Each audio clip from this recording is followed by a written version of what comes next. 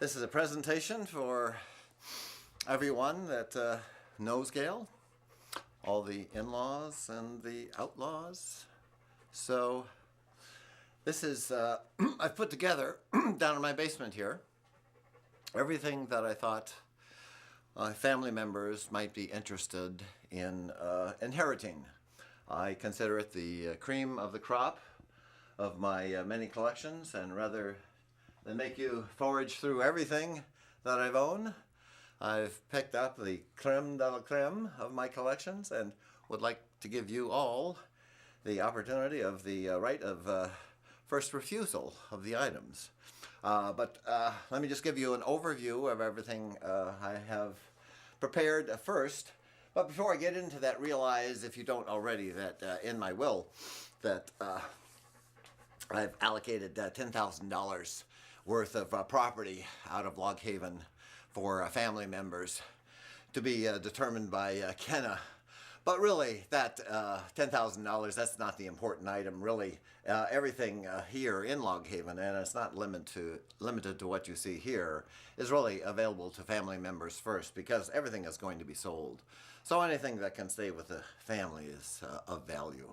And really, I'd rather have these things stay with the family than go outside of the family. But to give you an idea of the sequence that I'm planning to go through, items that I've received from Gail over the years, I'm going to go through first. And then t-shirts that relate to many family members. More items from Gail, more items from Gail, more items from Gail. And after that, then I'm going to go to basically the personal items that relate personally to me, related to my past, that I'm very close to. So all of these items, I suspect that there would be an interest in. And the way we're going to work it, I have numbered stickers here, so each item I talk to will have a number, so we can just reference the items that you're interested in then. After we get away from the personal, sentimental items, I'm going to go into the best items I have in my log cabin collection. Items that I've brought back from the Air Force and my days in the Air Force in the 60s and 70s. Over here to pulleys, and I've just pulled out the best ones. You pick one and God, you know, it just sucks you in. So I put my best ones here, and hopefully somebody will be interested in inheriting that. Some tools, some that are useful, some that are just beautiful. Some gum machines over there. And back here, a whole bunch of stuff you can't even see yet, but we'll get to it. So, in summary, that's what we have, and I'll give you the background of each item as I go over it. And as I said, we'll start out with Gail's things first. We'll start out with number one. And so this is a parrot that came back from Brazil. It's been outside for quite a while, so its paint isn't so glossy. It's a little on the heavy side, but still looks pretty cute. Number two is this toucan. This sits over my kitchen peninsula. Very nice. Oh wait, I think I have another one back there. I'll have to check. I'm gonna take a break here. I might have another bird. This one is ceramic, so it's rather fragile. It sits inside my bedroom. Still very colorful. The sun hasn't bleached it out at all.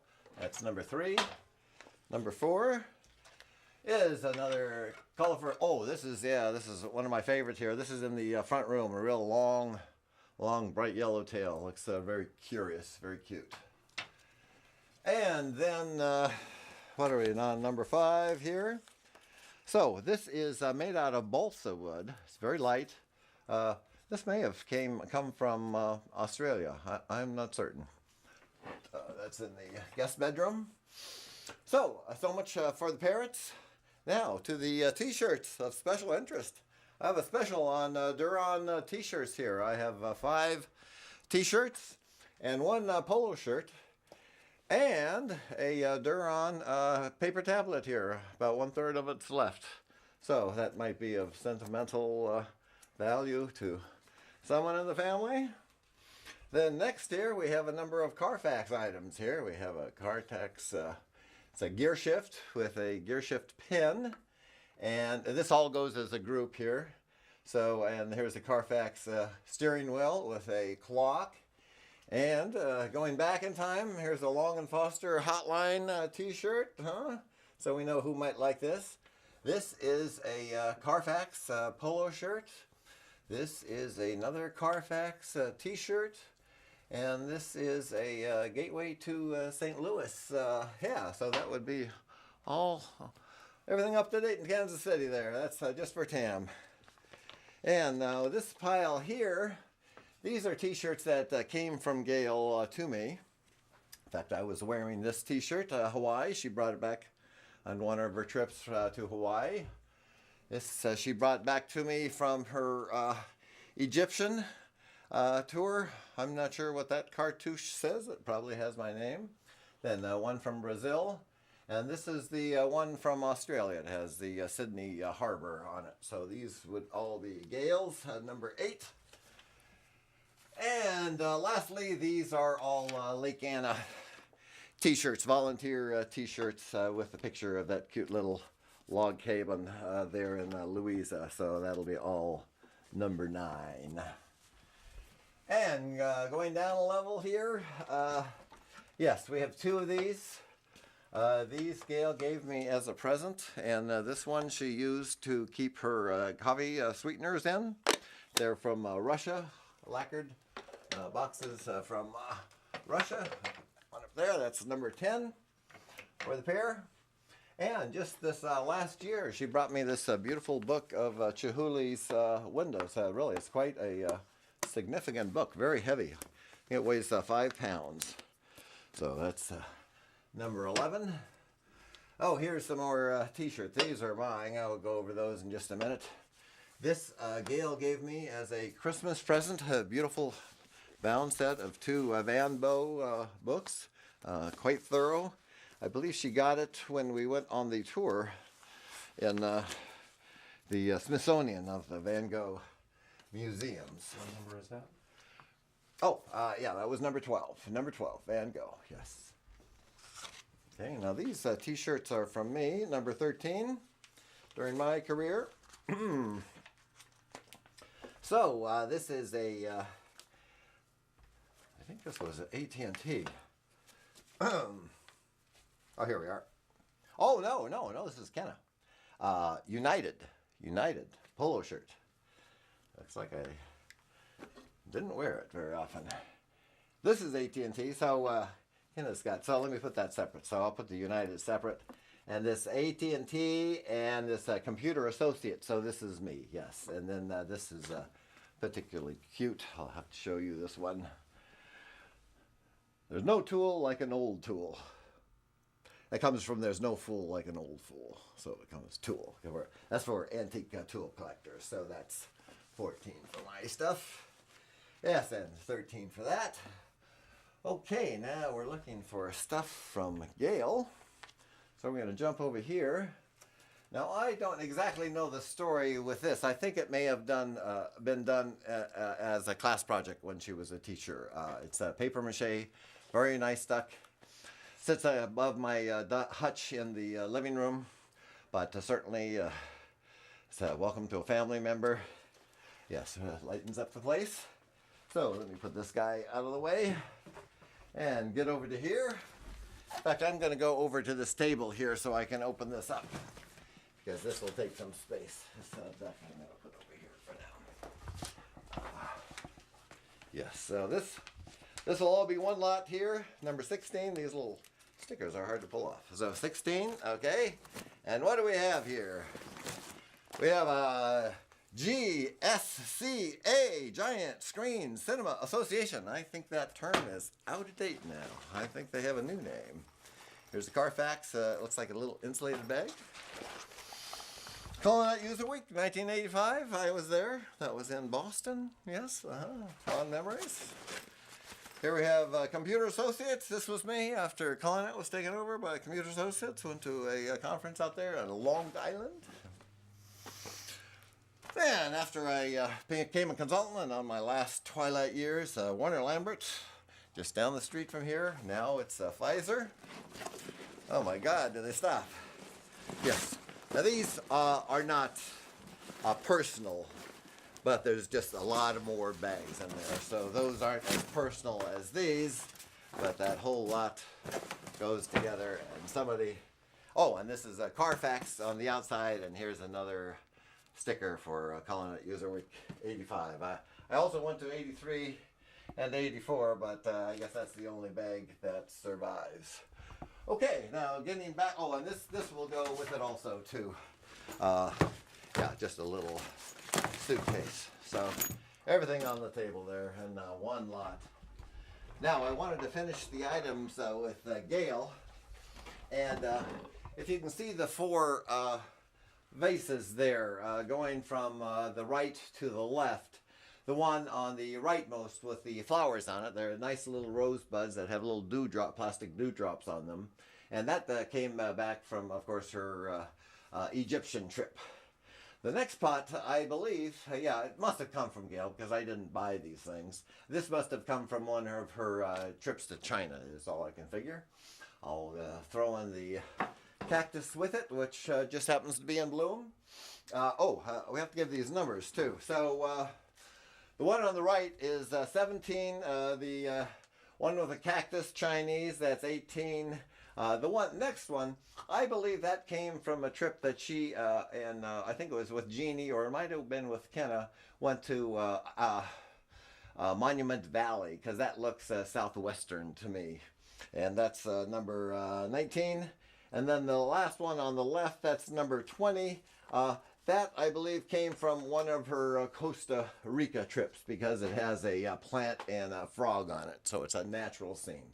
So those all came from Gail, yes.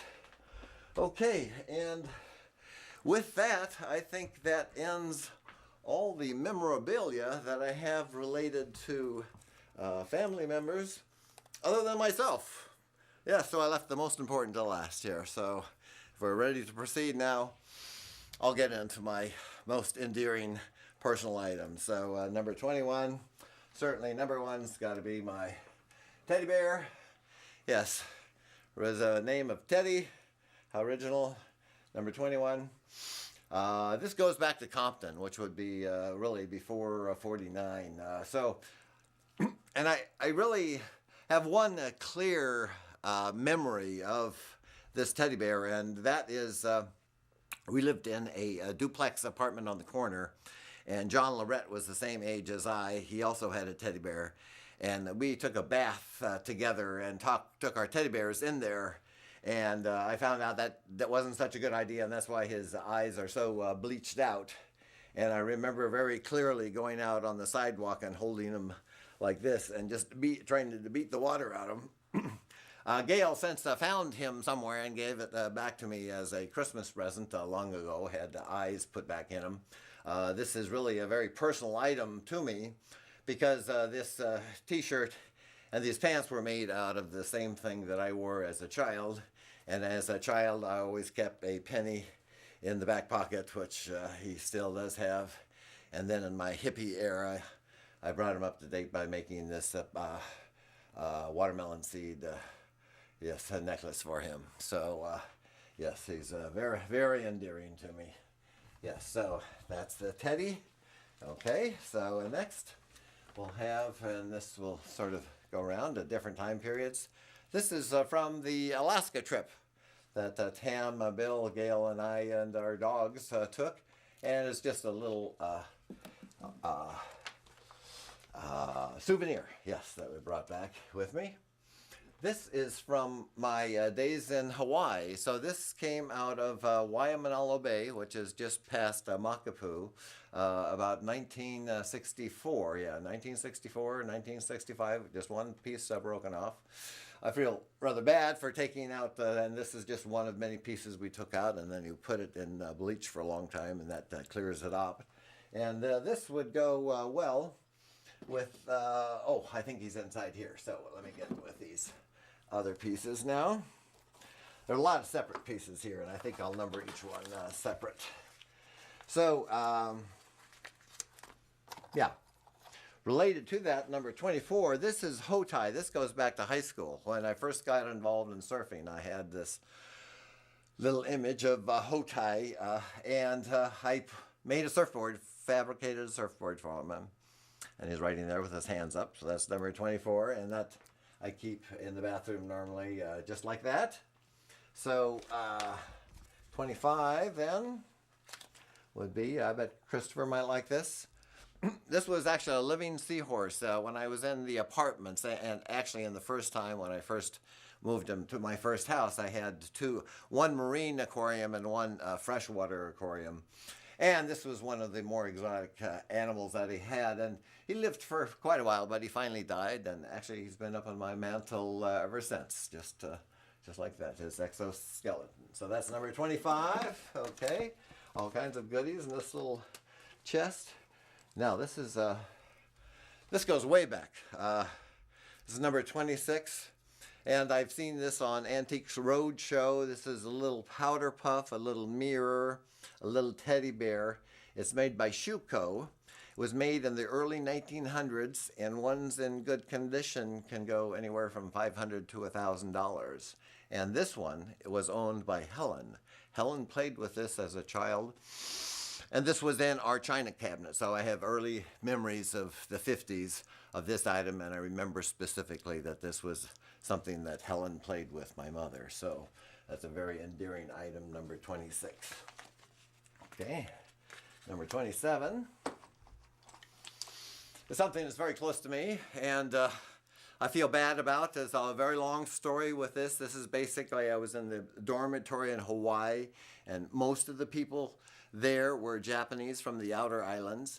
And when we took a trip to the outer islands, Ed Machado, he invited us to stay with him, and his father had a boat tour that took tourists around Kekalakua Bay, and he also arranged a pig hunt. We went up onto private property and we hunted a pig, and he had me shoot a pig. The pig would be cornered by dogs, and then you shoot it. And actually, when he had me shoot it, I missed the pig the first time. And then he had me, it's the only big animal I ever shot. And then the next day, we couldn't carry the whole thing down. We carried one of its hind sections and its head down. And then we went to, it was the City of Refuge, which is right down on the water. And I just took out his tusks. So this is all that remains of that pig. So it's a wild pig. Now this... This was also in our china cabinet. It are 3 thimbles that one is marked Ohio Butter Company. Yes, I believe this came from Indiana, probably came from Ohio. So I believe it was with the family for a long time. I really don't know the background, number 28, but it was in our china cabinet. Okay, number 29. This is the stainless steel pen. That was, if you look at that incision on my arm, this pen really held the bones together because I broke my elbow. I was collecting pop bottles, and I jumped over a fence and landed on my back. Was put in the hospital. My family doctor, Dr. Dorius, he set and he x-rayed it, but a specialist said the elbow had to be reset. I was in the hospital for a week. Probably the most painful thing I endured, and this was when I was a young teenager, is this was actually sticking out of the bone when they took the cast off, and they just connected a drill and just took it out backwards, and that's the pen. So that's that story. Now something, Chris, you might remember when you were at the Plains. We went into the Plains, and there was a foundry there that was making custom fence for very expensive people. And they had precision drill bits that would do precision drilling of, precious metals. This appears to be a copper. I'm not sure, not a copper or some kind of alloy. But anyway, 30. So that's a shaving that you might want back here. 31. Now, this came from Jenny after Father died. So this must have come from my father during the Second World War. It's just a cheap little thing that you look through, and there's a little mule sitting on a tomato, and then there's a fish with holes in it, and it says, "Holy mackerel, look at the ass on that tomato." So that was probably a dirty joke back in World War II days. Number 31, okay. Number 32, here we go. Okay, this will be popular, so I'll give each one of these a number. And coincidentally, we just have 3 kids, so these are 3 ounces of silver. Hey, yes. One is, I stuck it on there. One is the Chattanooga Choo Choo. Yeah, that's this, Chattanooga Choo Choo. Can you hold it up and hold it still for just a second? Yes, so they're commemorative. Chattanooga Choo Choo. Oh, this is a square rigger sailing ship. Yeah, right on the label. And then this one, oh, this is a dragon. This looks like a dragon, yes. So, ounce of silver for each of you. So, and then the box itself, this I really had in junior high school. It has my name engraved on it. It was when I first got some men's jewelry, and I remember the cool thing at the time was have this collar. It had rounded, instead of points here, and had a hole, like a buttonhole sewed. Then you had a post with a pearl on either end, and you would put that through, and so that's where I kept that there, and so I've had that ever since. So we've covered everything on the top of the box. The box itself, Ham's Beer. Now this is a very well-made box. I used this box in high school, and later on my 10-speed bike, I actually would strap it down to the back of the bike, and that's what I would carry my stuff in, and I've had that box ever since. So that's the story on that box. Then this is a present that Tam gave me Christmas just a few years back. Basically a very custom, very professionally made little album of many of my Windows close-ups. So that's very nice. I meant to give that to Tam when she took all the albums back with her, so she can just add that one to the mix. Remind us what number that is? That's 37, yes. 37. Okay. Now, yes, here are a few items that were in our china cabinet that I don't know much about, but one was these pair of figures here, just made out of wood, but they go back a ways. I suspect they might have come from Germany. I'll put 38 on that pair. Now, another thing that was in the china closet was this little ceramic. I suspect it's for a powdered mustard. This little parrot. Yes, 39. And these are the most precious, and these I know would know the most about. These, I'm certain, came from Germany. We used to exchange presents with Germany when we lived in Southgate. And when I say Germany, I mean Dup and Jack, that they would send us presents and we would send them presents. So this is a very nicely carved set of a pair of, look, a very German elderly couple going out on a Wanderlust. Looks like she could eat corn on the cob through a picket fence. Yes, so that's that pair. Put those up there.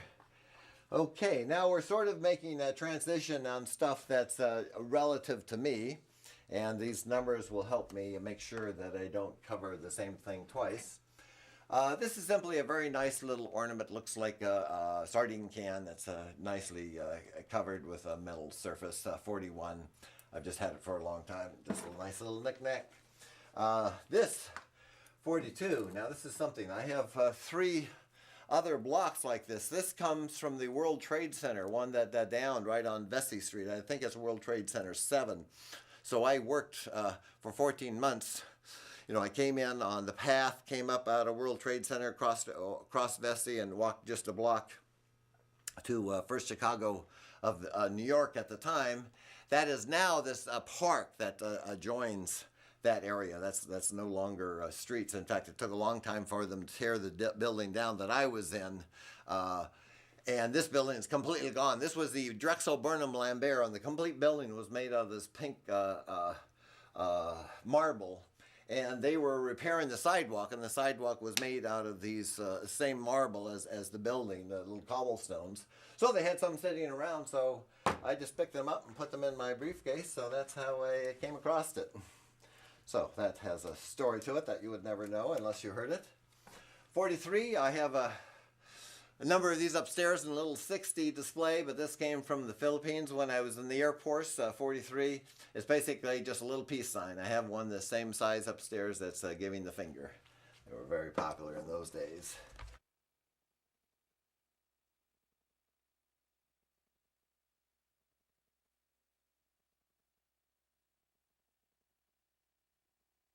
Now, this I just find very practical. I used this when I was a taxi driver. I was a taxi driver after I graduated from college, and before I found a spot in the reserves. I was worried about the draft, and it was a very lucrative trade, but it was just very handy. So it holds quarters, nickels, and dimes. 45. Okay, 46. Now, this was a present from Bill one Christmas, and I always liked it. Just a little guy thinking on the commode. I've had it, but I thought since Bill gave it to me, I thought they might want it back. It's just a cute little item to have. Okay, now here's something. We'll put these together as a group. 47. This I gave to my father after he married Jenny, and I went down to visit him. I stopped along the way and bought this as a present. The Bucks stop here. I thought that was appropriate. And then here's the Bucks stop here. I don't remember where I got this one, but it's both a tribute to Father. Okay, so now to 49. Let's see, where do I want to go next? Let me get these out of the way. Now, this wasn't actually through our family, but a next-door neighbor, Hal and Miriam Ward, and my other house, they knew that I was interested in Indian, so they gave me this. And she didn't know the history of it, but it was with her when she was a child, and it was nice for her to give that to me. And this one I just bought somewhere along the way because I thought it was cute. And since they're Indians, I thought they might be like. So I put those there. This is something that I really liked, 51. This has a chain of 2 monkeys, like so. And what I used this for, I got this in Japan in the late 60s, early 70s. I would keep wooden matches in here, and I had a hibachi pot, which is basically a barbecue pot that has a lid that you can use as an oven or as a barbecue. And so I kept the matches there. It was just very, very nice and very Japanese with the hibachi pot. So I just find it very decorative. Now, this is a very nice machete. One of my best friends, Jock Len, he dropped out of college very quick. He was, certainly a free thinker. He had epidemic encephalitis, and I think that affected his mind because he was very much of a wild kind of guy. Anyway, he went to South America, and when he came back, he brought everyone back a present that he knew. And he brought me back this machete, and I had the blade chromed and polished, what makes it look exceptionally good. I've never really used it, just had it hanging off my wall. It'd be good if you ever hear somebody at night. But yeah, so this goes back to the 60s. This goes back a long, long, long ways. I missed a few items that came from Gail, and one from Chris too, a very nice one. This is Chris's macrame from probably the 70s. Has some beautiful sand dollars on it of various sizes. Yeah, it sits in the hall. I think he might want it back. I think he did a beautiful job of it. And another, when I was going over pots, I missed this pot. Of course, Gail brings me back something on every trip that she went on. And this is one of the more significant pots. I'm sure it came from Mexico or Central America somewhere. So this one, and the macrame too. And I do have a couple more macrames if there's interest. I'm sure that was made by Gail or Christopher. So I forgot to include those items. And I didn't, did I? Yeah, okay. So, this, let me go over this one first. Christopher and Beryl and Gail and I, we took a week cruise to the Caribbean, and we went snorkeling at Truck Bay. And this coconut I was able to stick down my trunks and swim back with, and I brought it all the way back home.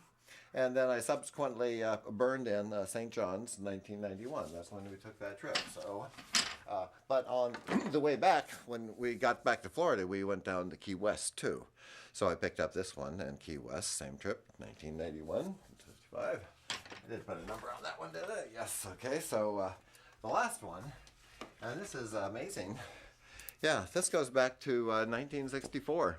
So the first year that I went to Hawaii, I know my friend preceded me, Cliff Trumbull, and he told me you can just ship a coconut in the mail. You just put a tag on it and they ship it. So I was able to puncture a hole through it and put a tag. So I sent, this was a Christmas present I sent home, and of course my parents kept it. And then I got it back, so I put that on it. So And what number is that? a memorable collection, yes. So that is 57. And Christopher and Gail went to South America on a wine expedition, and they apparently had these beautiful little giraffes, but they aren't all little. They had them of apparently various sizes. I think Gail brought back a larger one too.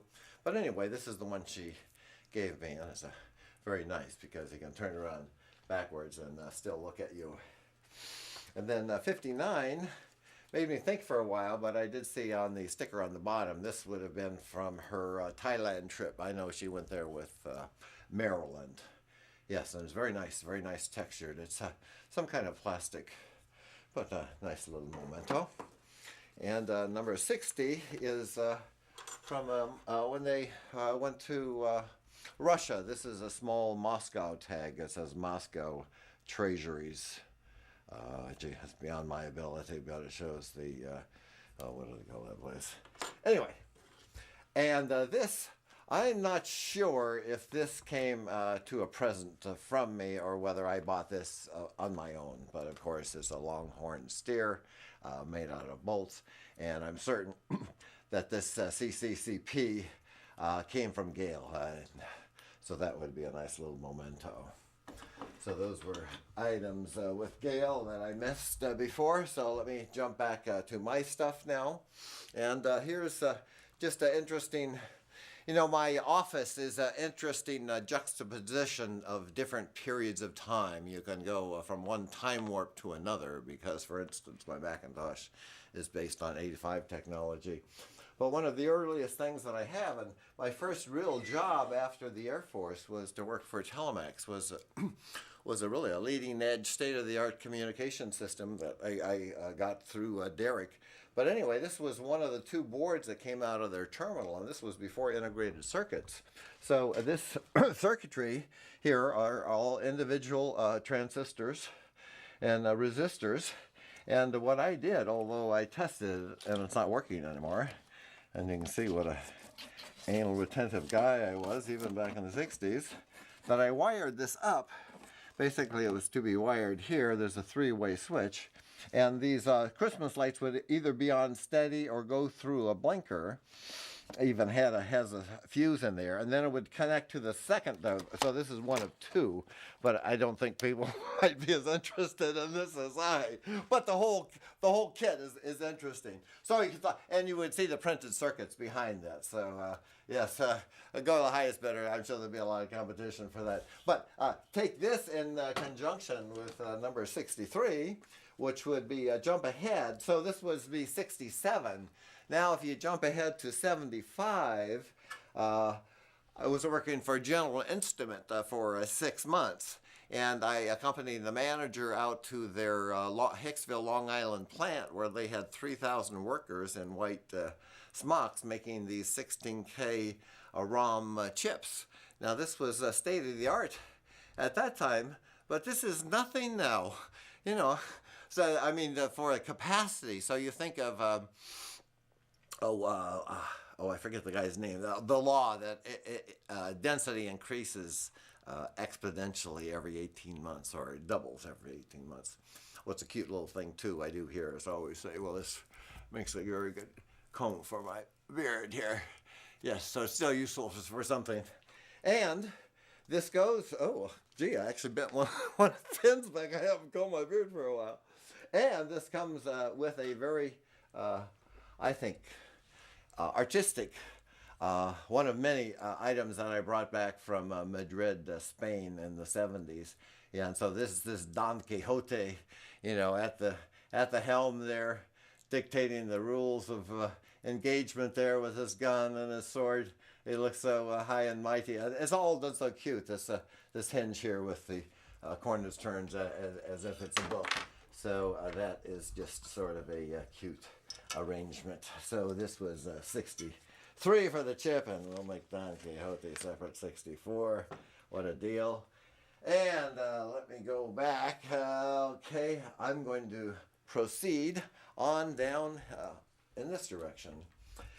Before we get into the log cabins, also, this is from a South American trip. I did make several interesting trips to South America. I won't go into detail, but on one trip, and this was to Colombia, I got this, which is a glass bottle, very nicely covered in a nice leather that hasn't aged at all, and it's nicely covered.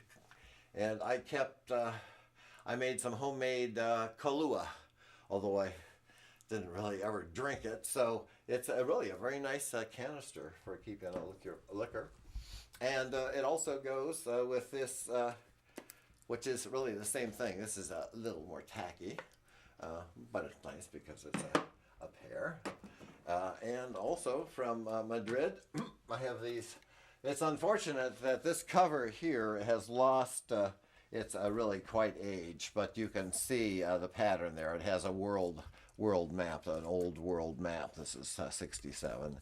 It's just nice for a little on your storage for overnight. But this one I actually don't use. This is the one I use. We'll make this 68. Yeah, this is much nicer. So yes, leather covered. I don't have the key for that one, but yes, that's up for bid. So moving along now, it's time to go into my log cabin collection. So watch yourself here, because after you pick one, you look at the second, and you got two, you're gone. Maybe before we get into log cabins, I'll just show you this Tiffany book. This would go with the others. Yeah, I got this just recently. It was from a very nice man. He was 93 years old. He just got too old to live in a home. So he sold his house and moved into a nursing home. And this is basically all the various artwork that was in this Laurentian Hall that was out on Oyster Bay, Long Island, where Tiffany lived, and was later turned into an art center, but unfortunately burnt down in the 50s. And most of that artwork is now at the Morris Museum in Florida. But it's very interesting because it shows all of his art, and I don't care for all of his tastes, but yeah, he certainly was a prime mover. So now we can go into the log cabins. This is only a part of my collection, but it's the ones that are the dearest to me. I had them on display on several occasions, and on one of the times I displayed them, I put them into different groupings. And one of the groupings I called Merit Badge Winners. And these are really one of a kind. This is a kerchief holder, completely hand carved, done very artfully. I might say that this was missing, and I think I did a fairly good job of replicating the arrow. This is actually the pin that you stick in to hold the artwork into a frame.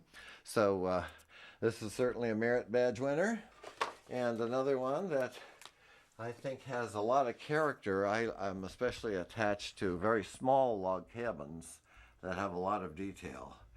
And you can see he must have done a lot of forethought, or he must have done this before to have done that so well. And if you notice too that he was very smart, that he put some kind of a putty in here that hardened up, so it gives it's really quite strong. So really I think it was excellent engineering.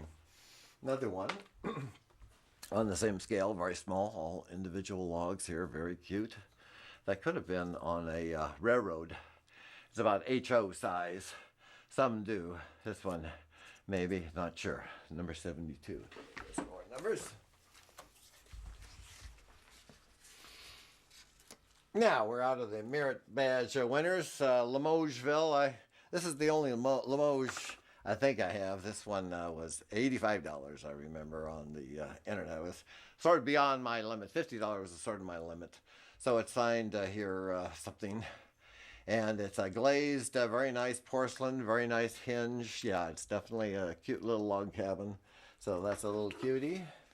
Now the another category I had was Smallville.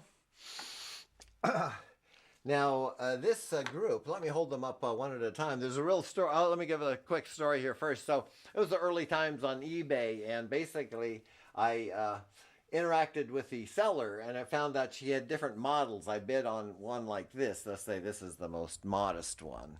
And she told me she had other ones. And so she sent me a picture of this one, and so I liked that one too. And then she sent me a picture of her deluxe model, which was this one. And wow, I liked them all. So I says, well, give me a package deal. So she sold all three of them to me for a very good price. Well, I'll put this together as a package. And then she threw in as a bonus this little cutie here that has a magnet, and they're all signed. And honestly, she was a widow, 50. And when she heard I lived in a log cabin, she really tried to hustle me. She wanted to come out and visit her. She wanted me to go down and visit her. But I wasn't quite as interested, so that was short-lived. So this little group of four will go together as one group. Another very nice set here is this is a mustard. Lift it up here. Yeah, mustard, and then salt and pepper. So all ceramic. Yeah, very nice. I used to go to regional antique fairs, and this is where I would find some of these before eBay caught on. eBay just made it much easier. This I did get at Brimfield, Massachusetts. I remember very well. I just don't see many log cabins. This was a souvenir at the Illinois building at the New York World's Fair in 1939. So they sold this. I'm sure it was meant to be a replica of Lincoln's cabin, but honestly, this isn't what they think Lincoln cabins look like, and honestly, that wasn't his cabin anyway. But it doesn't matter anything. A log cabin, Lincoln Pavilion, it would sell. So that's very cute. Let me show you what Lincoln's cabin is really most often represented as. Yeah, whenever you see a small door and a small window at the side, and usually the wood structured chimney, a fireplace is typically so. And look at how well this one is made. This is made as a souvenir, probably in Kentucky for a Lincoln souvenir memorial. I put the roof on. Quite often I do small improvements on them to make them look cuter. So I say get back maybe before. Let me finish off this way, because each one of these is unique in their own way, and when you hear the stories about them, you become more enamored. Now, this one I believe to be authentic. They call this a genre tramp art. This means it's done by tramps that can only get cheap materials, and they do a lot of carving, a lot of chip art. This isn't chip art. They've just done some grooving here. And often they do it, as I say, on anything they can find. So quite often they use cheese boxes. So here's a cheese box, little opening here to get the coins. And you can see it's highly decorated, highly painted, carved top. So that would be considered tramp art. It's a very interesting story with this bank. This is a metal litho bank of the early 1900s. It's made by Chen. It's well known that when these went on bid at eBay, they would quickly go up to $500. And my limit was, as I say, usually 50. So whenever I'd see one, I'd usually bid on it at 50, and I'd get outbid like right away, and I'd see it go to heaven. Well, the interesting story on this is this happened the same exact way as I just told you. But then I saw it came back on eBay, and what the seller said is that when the buyer got it, they refused it and sent it back. And the reason this is collectible not only for log cabins and for bank collectors, but it's also good for I can't say it. For people who collect stuff with black And this is a little chitlin Datsun to a guy playing the banjo. Well, what it is, they make this guy look like he has a beard, but what it is, if you look on he's actually, somebody has painted over that to hide the rust, because the rust took over on his face. So that's why the buyer sent back, because he didn't want to pay $500 that's been, disrupted in this way. So then I got it. I think I got it for $74 or something like this. And it's in, very good shape. So I was very happy to get that, which would be otherwise out of my price range. And a lot of log cabin banks, for some reason, come from North Carolina. And this one has a beautiful location. It's all made out of ceramic and then heavily glazed. Just did a beautiful job. It does look like a little shack. Maybe should have a refrigerator on the front porch, but yeah, just a beautifully done. And I like log cabins too that are just primitively done. So this one I think is done very well though, because the chimney is done with toothpicks, and this is done with ice cream sticks. And then it's all been heavily covered over with what looks like a liquid glue to give it strength. And it just is aesthetically very, very pleasing. This one is just arts and crafts one that I just picked up in Pennsylvania. Nothing special, but it was done very well. It has actual chinking behind it. So I think, and it's signed here too in 1995. Yeah, so I think it just has character.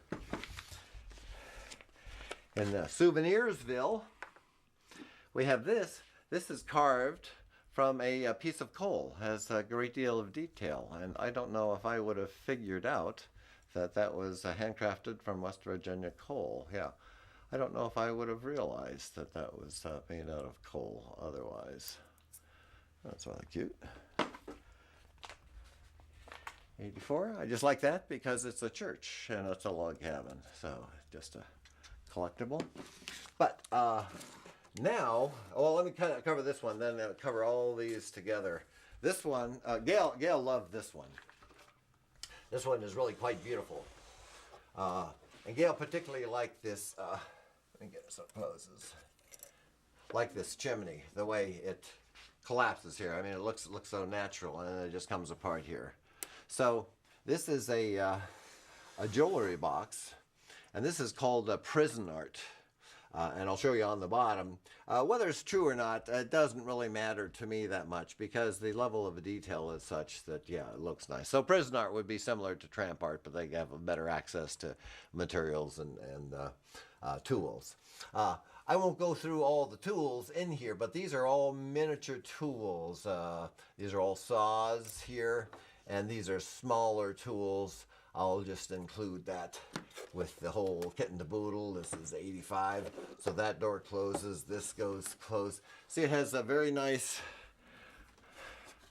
appeal and very nice roof. I had it sitting on top of my stereo, but actually I have Abraham Lincoln up there, so that's just as nice. And this is a bank right here. This is the slot. And then that's the door that you open to get the cash, and then this is where you put your expensive jewels. So, and on the bottom, it says Deke Folsom, 1966. Now, somebody could have just put that on there, but, it is nice enough to be that. So, who knows? Could be true. Now, this, let me do this 186. This is just a very nice, well-planned. I mean, to do all these, to get all this work in here, somebody must have either done that before or planned it very well. So, it even has a little plaque here that you put a name on. So that is just beautifully done on every side. I think you could have done a little better on this, but gee, that is a beautiful, beautiful piece. What number is that? This is 86, yes. And this was all when I was, this was when I was basically the custodian for the, what they call the legacy system at Warner Lambert. In other words, they were converting to client server. The mainframe was going out the door.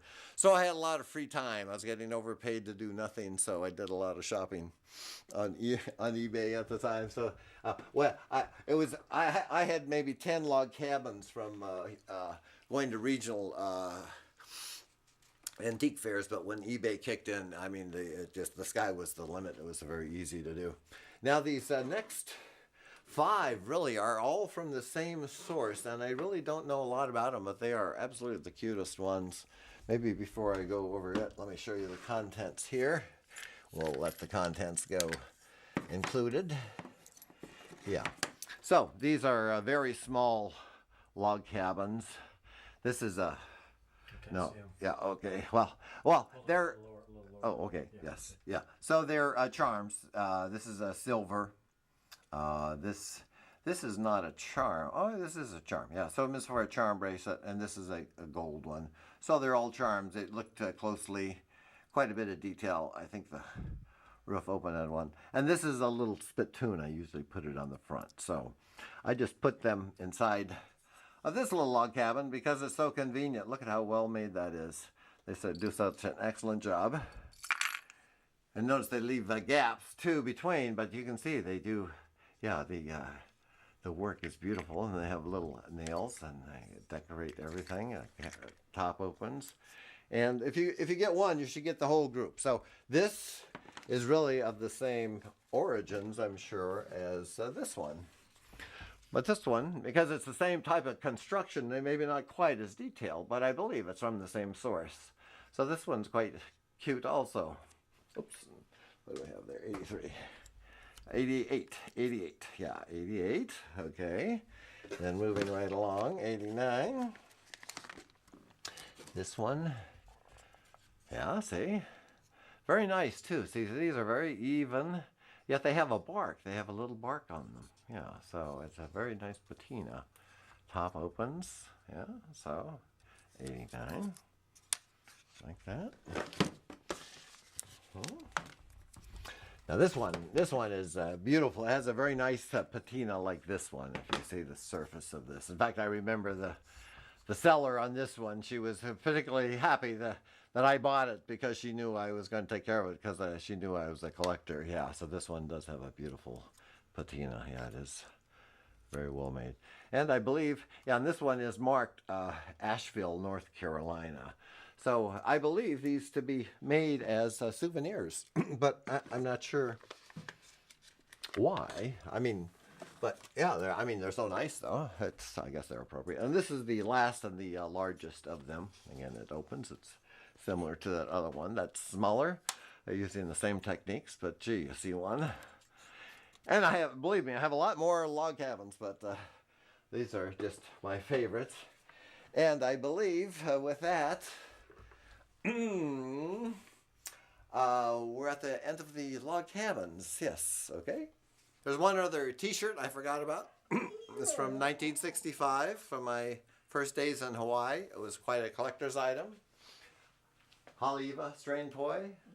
Yes, it's not that they were hard to get, but it was one of, several that were sort of in vogue at the time. So I'll put a 92 on that one because and I thought this was going to be worth some money. When Gail and I went back to Hawaii, I took it with me because I had seen one of the programs on television where they went to the old Aloha shirt stores, and the old Aloha shirts were bringing big prices. But I found out this wasn't worth money after all.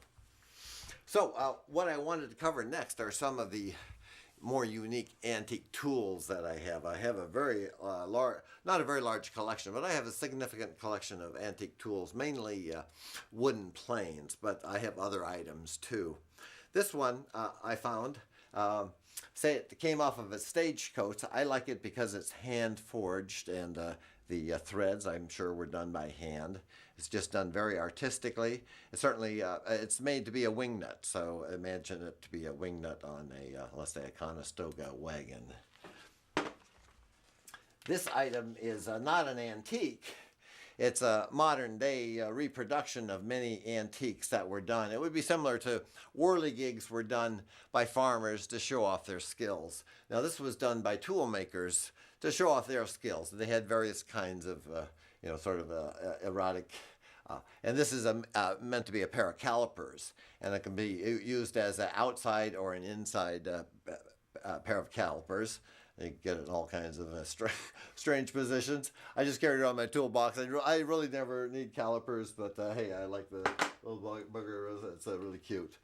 Now this has got to be the cutest plane. There are many small planes like this, and this happens to be a violin maker's plane, one of many different small planes that they use. And if you look at it very closely, it really has beautiful character, and it has just the right patina, and it was heavily used. So it's number 95, doesn't take up much space. Beautiful little guy. 96. This isn't too unusual. There are quite a few, but they're very well made. I guess they were very common in the era. It's made out of a brass and very nice, probably a boxwood. And it's just meant to be a collapsible, yeah. And they had quite a few different types, but that's one, 96.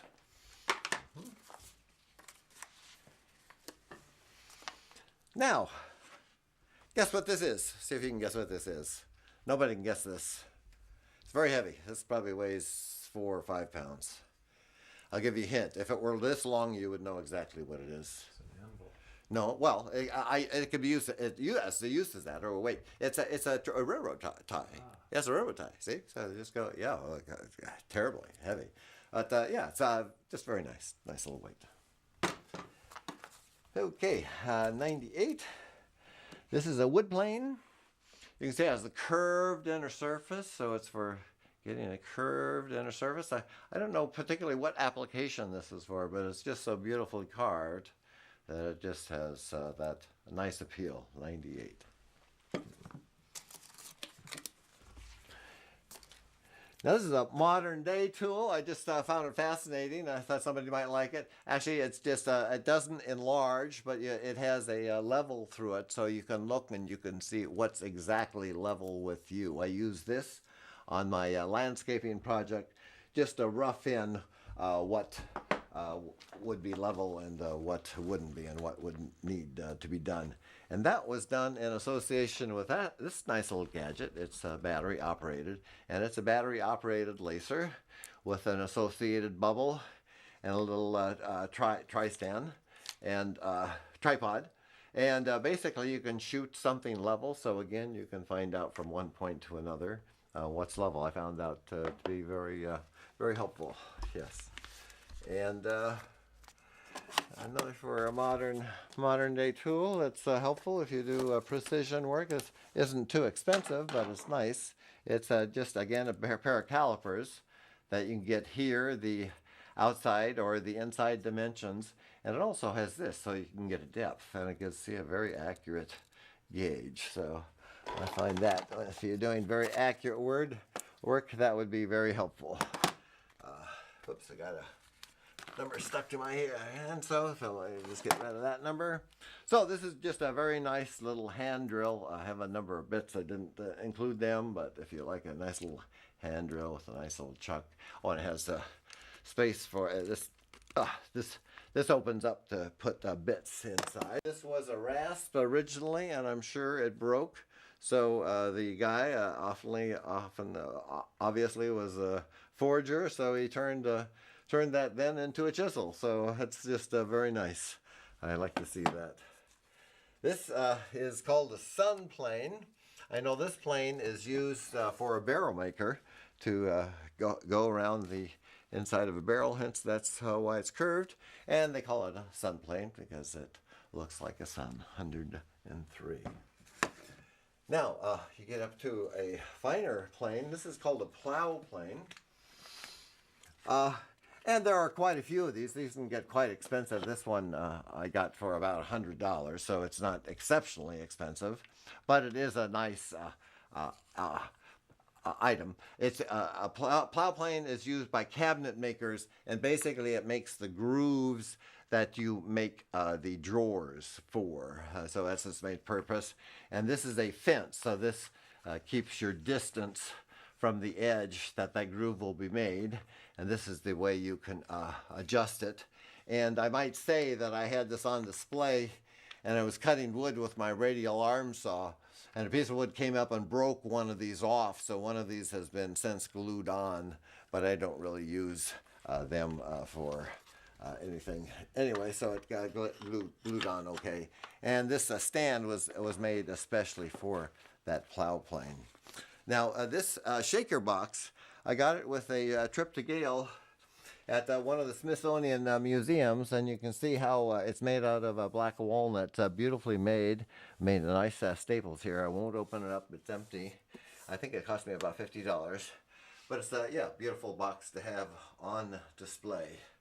So yeah, I think with that, that's the remainder of the tools on this segment, and we can. Oh wait, here's one more. That's beautiful. I got this before the internet. They would send out a quarterly newsletter of everything that went up on auction, and you would auction by mail. And this is called a Portuguese ship ads. Ads is basically when you have the blade perpendicular to you. It has a great appeal, great patina, and they would use it for gouging out wood as such. So I just think that's a beautiful piece. 106. Yeah. Okay. Okay. Now, here's get this before we get into the pulleys. This is a reproduction of scrimshaw art, but I thought Christopher might like this particularly because it's of Lord Nelson, and of course on the back is HMS Victory. Yes. And it's quite a good reproduction. It's made out of resin. It just looks good anywhere. Actually, these became quite common and very inexpensive, and they have very good reproductions done in Quebec. In fact, quite often on the Antique Roadshow, there'll be someone come in with a repro thinking that they have an authentic scrimshaw.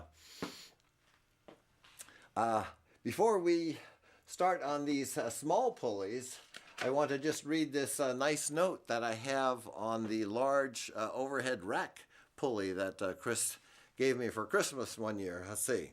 The Christmas card in your hand is just to say, I think you're grand. But my present from me to you took me hours to unscrew. This length of iron which I hold, I apologize for. It can not fold. It needs its strength of which to lift the other part of your Christmas gift. That might be that 16-ton pulley, I think. Yeah, I think it was the same year. It's lying in the bed of my truck. Yes, okay. And if you can move it, well, good luck. Remember, Christmas is about the thought, for a gift like this cannot be bought. So, well, we don't have to go over there, but that's basically the big pulley, the hay pulley that runs on the rack that went in Christopher's, in the barn on Pearman Sellers' property. So that one's still here and up for grabs if you want to see that, but I didn't want to bring it over onto this table. So with the pulleys, I have my most precious pulleys here. I think what I'll do this time is come over here, and show them here. And actually, I see, too, that I forgot some of my sentimental items. So we're going to have to take a track back. Just hold on the pulleys for a minute. And I'll have to tell you first about this flag. See if you recognize what state flag this might be for. That's the British Jack there, of course. And then it looks like red, white, and blue stripes. Well, that's a Hawaiian flag. And it's been with me virtually all my life since 1965. And I have to apologize for abusing it because I've used it for a drop cloth and many bad things. In fact, I almost used it to bury my dog Shasta in.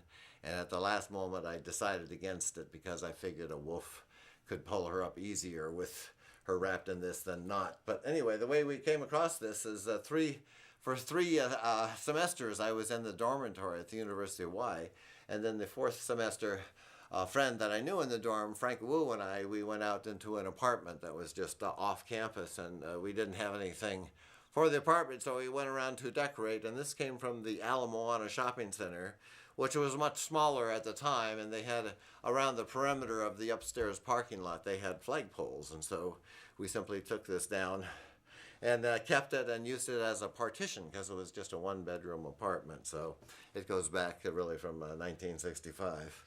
And then now to jump forward to my consulting days. This attaché case was the first attaché case that I got. Actually, it was the second. Chris would like to hear. The first one that I got was exactly like this. It was a different color. And Derek Pearman had just married my sister Gail at the time, and he loved this. So I let him borrow it because I didn't need it that much. I was just in college. And he had the little TR3 at the time. And he put it in the trunk. And actually the trunk rubbed a hole in it. So he was apologetic, so he bought me a new one, and he kept the old one with a hole in it. So I've had this one ever since. But this has a award. I won't go into it, but it has to do with the 7-layer cookies that I made at a consulting spot that I had, and that recipe was the prize winner for the district. Yes, and then there's other memorabilia about kinetic glass art in here. Yeah, a lot of other kinetic glass artwork and things from my consulting days. So all of that is included in one small price, $108. What a deal. And actually, when I became a consultant, I left AT&T, and when I left, they had a farewell luncheon. That was very nice of them, and they gave me as a gift this briefcase, which I found much more practical to take into Manhattan than the attaché case. And one of the consultant firms, they gave us name tags like this. And what I did is I put on the back of it my independent. They don't like, they want their consultant name, not my consultant name. So I put on the back of it consultant. So I got a little advertising that will go with this one. So I always like to try to buy an antique that you can at least give the excuse that it might be useful at some period in time, have some pragmatic value. And this is one such item. It's really quite decorative. It's a grinder, and it does work quite well. It doesn't have a flat grinding surface, so it looks like it was for a special purpose. It can just clamp onto the side, and you have a high reduction there or addition, so it goes around quite fast. And I use it occasionally, but it has quite a bit of color. So if you have a spot for that, I found that quite interesting. Now this deal is going to be a whole box deal, so it's a box and the contents, but it has some interesting tools in it. This one has some age.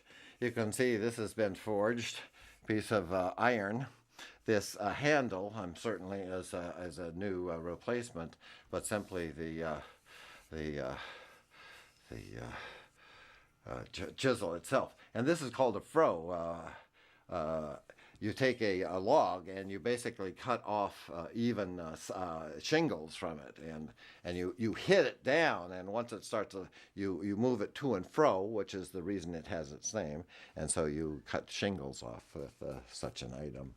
And these I actually envisioned as being able to use when I resurfaced Log Haven. Not many did I really use, but this is rather unique because somebody adapted this to this blade, which would have been used in a wood plane, no doubt. And then various other that aren't really antiques. This one has some age to it. This one, I don't know its origins, but it has some interest. The other ones I would say are not so interesting. So you get the whole box there, yeah. And moving onward and upward, here is a antique that some collector probably bought in '77 and numbered in his collection. These are nice, but quite common. I'm trying to remember the actual name of it, gooseneck. But its use is for hewing a log. Once you get a log down and you want to square it, it's offset here, so you can cut a square, turn it over and cut another square. So they're quite common, and that's their use. That's 113. Now 114 here, I should have maybe included this somewhere else. This is from my trip to Madrid again, and I thought Christopher might like this because this is made to hold a bottle of wine, and it has a gesso finish. It's come off a little bit here, but other than that, it's in fairly good shape. Now I have two of these bug sprayers. They're just rather ornate. This one is a brass of some sort. Yeah, it just looks nice. And of course, when you have one, you got to get a second one. So that's a cute little one too. Yes, 116. Uh-huh. And over here, this is called a glut. A glut. It's quite heavy. And what this was used for is to split wood. And it was used before there were steel sledgehammers. So they would just have a wooden mallet. So this was the interface between a wood, and this ring helped this wood from splitting, although I'm sure it did go after a time. And then they carved it and pushed it into that, so that was the way that they got to split wood with metal. And I think with that, with the telephone, yes, this actually works. Actually, this is quite modern. When it came out, the way they made it so small is actually all the works were in a black box on the wall. Now this works independently, has a normal connection. This is for a DSL filter. You can make outgoing calls. There's no buzzer to it, but it's very funny when you listen to it and you dial it, sounds like a machine gun going off. And it's a little faint to hear, but it does work. That's a 118. Okay, so now there's no reason for us not to get into the pulleys. Yes, and I start with maybe the best one of my collection first, one with the most interesting story. I don't know the complete story, but it comes from Southeast Asia. You can see this is hand-carved wooden pulley, and it represents a rooster. And so the story, as I know it, is that I think the male groom carves this for his bride wife, and she weaves for him on her loom some, bridal something or other, and so that's the way they share that story. So it has to do with the marriage, and I don't know the complete history or what part of Southeast Asia that comes from, but yeah, it's certainly very nice. Now I have 4 other small ones. We'll just put it in a group 121 and have it in this box. And these, there's 2 that are virtually identical, made very nice. I'm not sure what those would be made for. I don't think they were for a ship. But these 2, I would say, were definitely made for a model ship. This one looks more commercially made than this one. This looks like it could have been made by someone that made it, one of a kind. Very, very well made. So put all those in there as 121. Put that guy in there too. Now we're going up in size, and the key here is I have a variety. Let me pull out 2 here that I think Christopher might be particularly interested in. Chris was always one that wished to have a sailboat and to have sailed around the world. Maybe he came close, but this is certainly nice. I got these 2 at the same time. We'll give them a different number. They're both made out of mahogany. This one is very aesthetically curved here, and I'm sure it was from a sailboat. I'm sure it came from the same sailboat because I got these both at the same time from the same dealer. This one looks to be permanently wall mounted. For what purpose, I'm not sure. Neither one looked to be worn very heavily, but they are certainly beautifully made. Yes, and certainly keepers. Okay, now to go from one extreme to the other, here we got the good old Yankee farmer here, man. He wants to get use out of everything. So this is just, and I have a whole section here of, jury-rigged pulleys that were made to, I guess if it suits the purpose, what the heck. Yeah, then here's something just very fundamental. I mean, very simple. All it is just a ring. Some welder just welded it to what was probably a pulley at one time, and hey, that could work. Okay, this commercially bought, in the general store at some time. This is meant for a clothesline, very easy to hang. Yeah, to get a clothesline on there. Yeah, okay. It's really cool. Insulator of some sort. I'm not sure what exactly it looks. You might actually have a useful purpose for that. It could just very interesting, and it would be easy to use. Then you have the decorative type here. I'm not sure. I would say it looks more nautical. You know, sometimes brass are for clocks, but no, this is too lightweight for a clock. So I would say nautical has some nice patina in there. Oh, this one I love. Yeah, it's just hand carved. Pretty useless. What usually happens, they get the shiv out of some other pulley, and then they make do with the surroundings. But it just has a great deal of character. 129. Okay, here's another case. Now this one is commercially made. It's just made as really just a slip, so no shiv involved. Just very easily constructed, very sauna theme. Now here's what I call an upstairs pulley because it's so beautiful. You can see how nicely it's made, nautical. Yeah, and well treated here. Yeah, this has been zinc. Yeah, beautiful brass shiv. Beautiful patina, beautiful finish. God, what else could you want? Okay. And this is just pretty common. I was probably used for a clothesline back early 1900s, maybe. What number was that? Oh, 132. 132. Okay, I'll drop that. Now, this I would see a general store here. Here is probably a twine. And somehow you can hook it in here. I don't think to cut it because this doesn't feel sharp. It just feels like a place to hold it. Maybe not for twine, but maybe just a temporary hold. Yeah, for some particular purpose there. Did this come off somewhere? 132. Okay, this one's very nice. This is definitely nautical, built to last. The double safety hook there, so it won't come off. Yeah, really marine quality. I'm sure something like this would be very expensive, especially today. 132. And we're getting close to the bottom here. Very simple little guy. Just a little rope goes through there. 134. Nothing special. And this one, very nice. Very nice. Look at this. So this pin comes out here. And there, so yeah, so it opens, you can put the rope in there, then it comes back here, pin goes closed. Yeah, so, and that's definitely marine, bronze. Yeah, beautiful, beautiful. So it looks to be, you know, something temporary that you just want to put up temporary and have come down a little cotter key there, 135.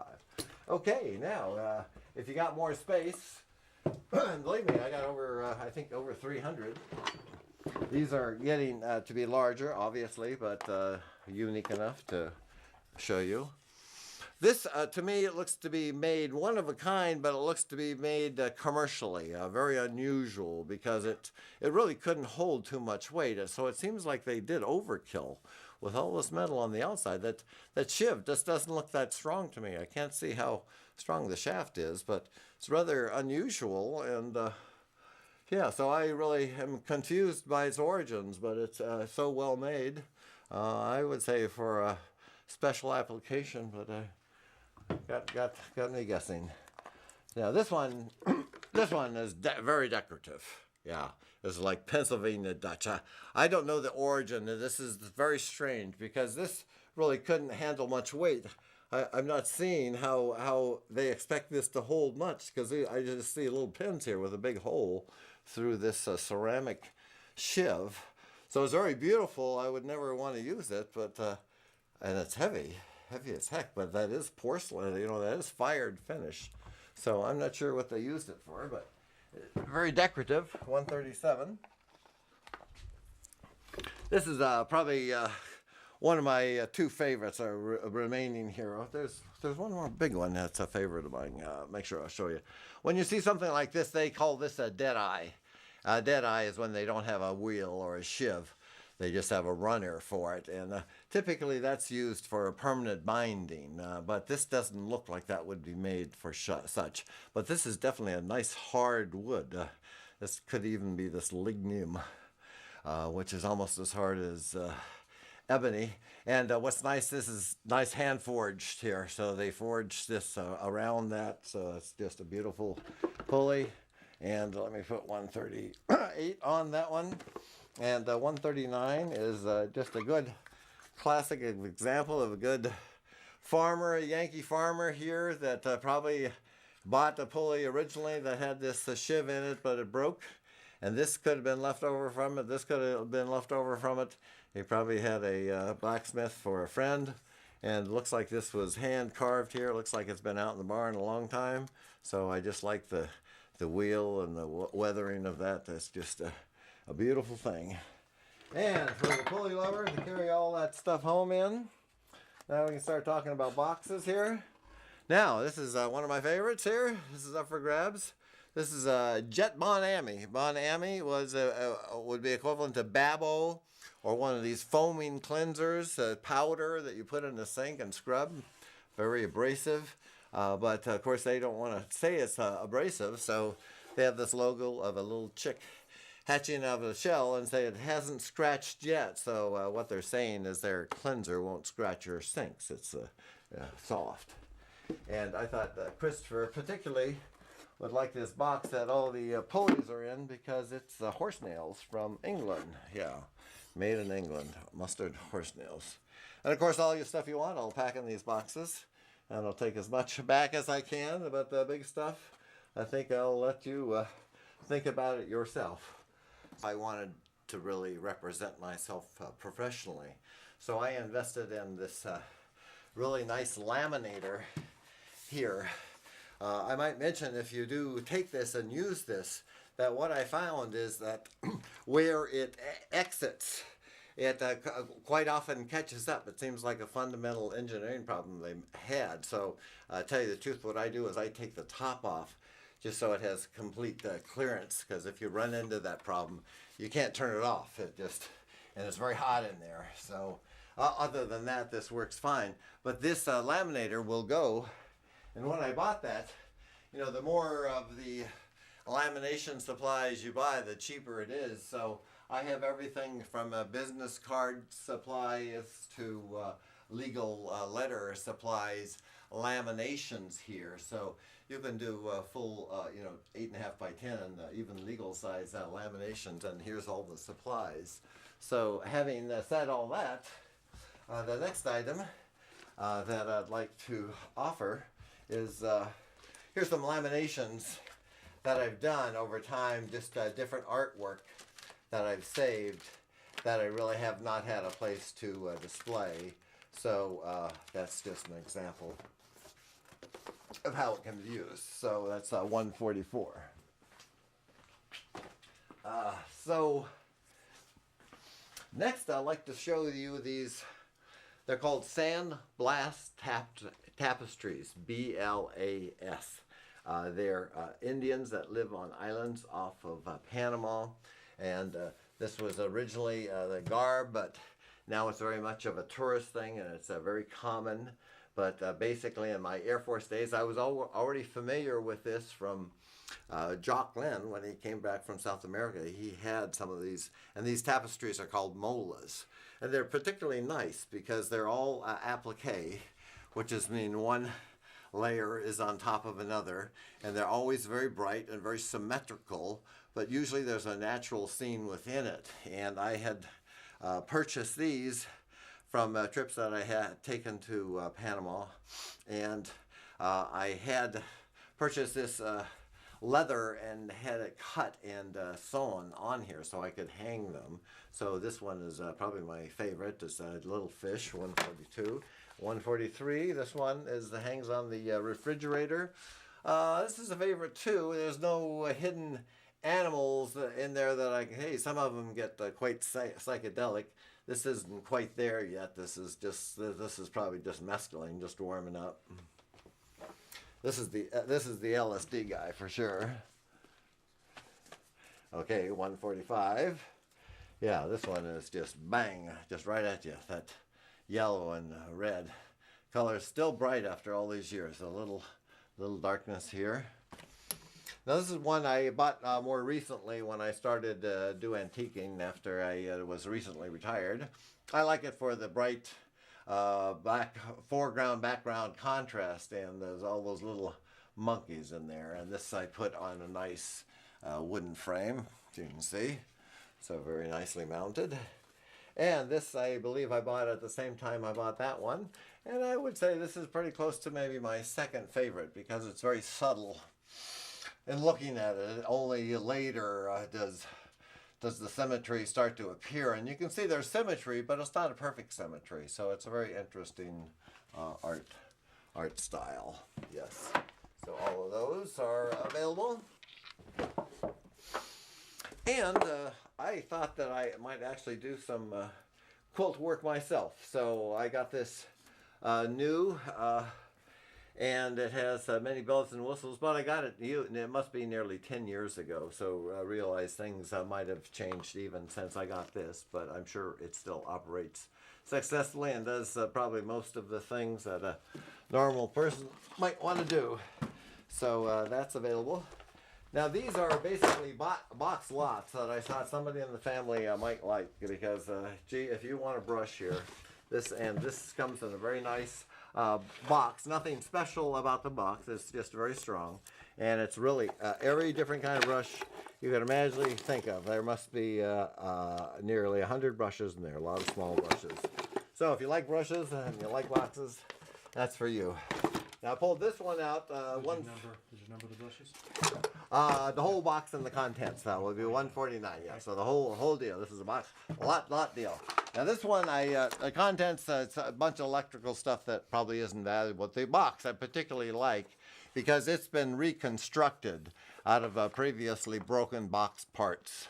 So I could just see some poor man, just doing this for a living to make money. So that box I find particularly appreciative for that reason. And yeah, that's number 150. And I think we can just move along here.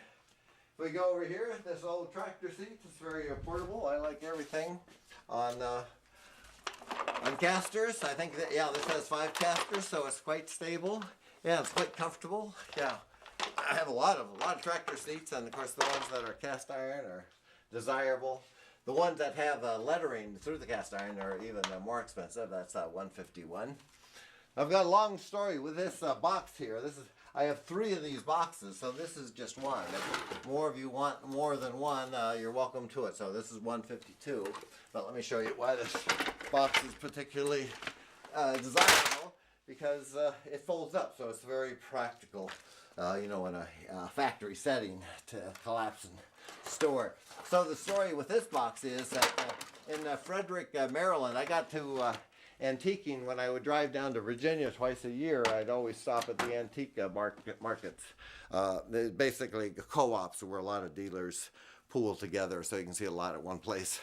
And there was one that very convenient that I was stopping in Frederick, the antique station, and there was one dealer that had 5 of these boxes. So on one trip I bought one, and then 6 months later I took another trip, and then I bought another one, and then 6 months later I bought another one. And then 6 months later, I was going to buy another one, but the dealer went out of business. So, but I'm happy with 3. And it's very practical storage, especially when you have space like this. So, yeah, that's what's nice about this box is collapsible. Yeah, and all of my boxes too, I've refinished with brie wax. This one I refinished with a clear wax. This one you can see is sort of a marine wax, and this is light brown. So that's the deal on and Booton, I didn't tell you the thing though, but Booton is just 5 miles from here, and Bootonware is where they made, basically it would be like Melmac. It was unbreakable dishware, and I actually bought Bootonware for our trip to Alaska because that was their unbreakable place. So it's ironic that I went all the way down to Frederick, Maryland to buy boxes that were just a couple miles from here. Now this deal, the wives wouldn't want this, but maybe the husbands. Hey, you got a need for one of these? Hey, this is called a shaving bench. This will be 153, and with this I'll include this draw knife. So this will illustrate how this baby works here. So you get your sapling here that you want to turn into a dowel, and you open up your whiz bang draw knife. Come on, baby. Yeah. So. Yeah, and then you tighten that up, and this is a 3rd hand, so you get your work here and you pinch it, and that way you can draw your knife on it, and then you can move it around and twist it around, so it's a very quick way to do a dowel. And I heard too that this was used for basket making, because of these holes on here. This has a beautiful, I mean, this was really heavily used, so it is a beautiful piece. And I did finish it. Let me get on the other side here. I did finish it, and you know, it looks beautiful, but it takes up space. You know, can use it for temporary storage, but you know, you got to have the room to display such an item. Okay, now, yeah, over here, this is 154. Now, on my 17th birthday, my father took me to Sears in Buena Park, and he bought me this. Oh, this was, you know, I was really into cars, and I had my Model A hot rod at the time. So, he bought me this. The chest was $17, I remember, and he bought me a few tools. So, that was the joy of my life, and you can see over the years I've certainly accumulated. So, this is all related to car mechanical work. It's all half-inch drive, 3/8-inch drive, quarter-inch drive, metrics, and SAE. Standard stuff, but I never do this kind of work anymore. It's very heavy, but it's quite complete, as you can see. So, yeah, and it goes back a long, long time. So, that's the deal on that. Did I put a number on him? I don't think so. Oh, yeah, 154. Okay, so 155, it's another box deal. Well, they got more sandpaper in here and sanders, different sizes. There's a whole bunch of sheets on the bottom. But this box is particularly interesting because it says Lucky Strike, but it's Lucky Strike beverages. So there are a lot of beverage companies that came and went out of business. So this really has nothing to do with the cigarette. But you can see how well the box is made. So that's why it's lasted for so long. So that's 155. And got all that nice sandpaper to go with it. Now, moving along here. I feel like an auctioneer. Too bad I can't rattle off the phrases that they do. Here's a couple of box deals. This is particularly nice. Now, this is all different size chisels. These are cold chisels and star chisels. Chisel for going through masonry, cold chisels.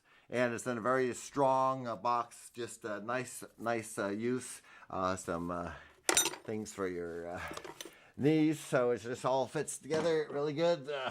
156 and 157. This is really the box. The contents isn't worth anything.